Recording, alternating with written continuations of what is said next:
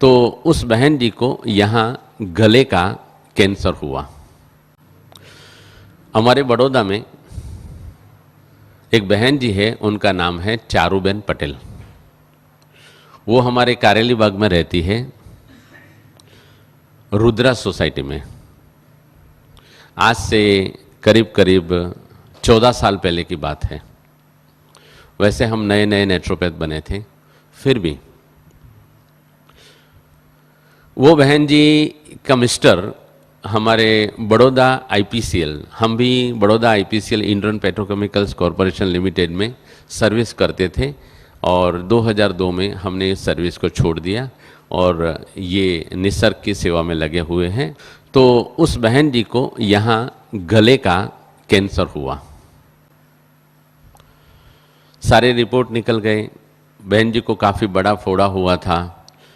तो उन्हों के बाद डॉक्टर के पास वो चले गए। आईपीसीएल में 100% मेडिकल फैसिलिटी थी। तो वो बहन जी का डॉक्टर ने डिसाइड किया ऑपरेशन करने का, और बहन जी का वो फोड़े का ऑपरेशन हो गया और उसके बाद में केमो वगैरह जो उनको देना था, थोड़ा सा रेडिएशन वगैरह जो देना था वो भी हो गया।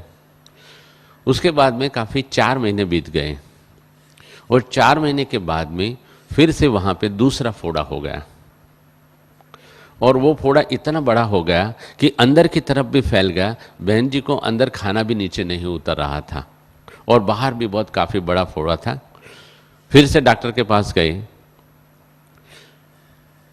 फिर पूरा चेकअप होने के बाद में बताया और उन्होंने गहराई से देखा तो बोला कि भाई अंदर तक की जो चमड़ी है उसके अंदर ये बीमारी आपकी फैल गई है और अगर हम अभी ऑपरेशन करेंगे तो आपके गले के अंदर बड़ा होल हो जाएगा।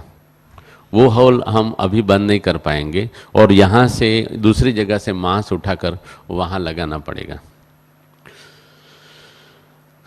बहन जी डर गई, सारा परिवार, उनके बच्चे, पति सब रोने लगे।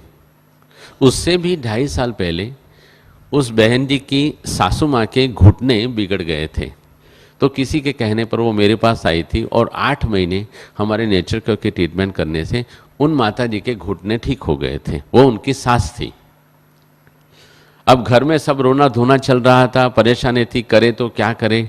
गंभीर क्वेश्चन आ गया था क्योंकि डॉक्टर ने बोला यहाँ होल हो जाएगा, फिर आपके यहाँ से हमें होल करना पड़ेगा और पाइप डालना पड़ेगा, पाइप से आपको खाना पड़ेगा, फिर बाद में पता नहीं कैसे ठीक होगा। वैसे भी वो लोग जानते तो थे ही कि कैसे कैसे सब लोगों की ट्रीटमेंट होती है। तो सारा परिवार परेशानी में था।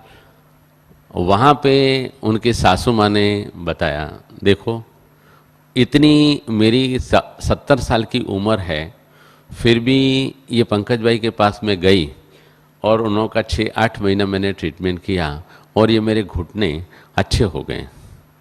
ये आदमी के पास अच्छी जानकारी है, मैं समझती हूँ आप उस आदमी के पास जाओ और इधर उधर जाना बंद करो।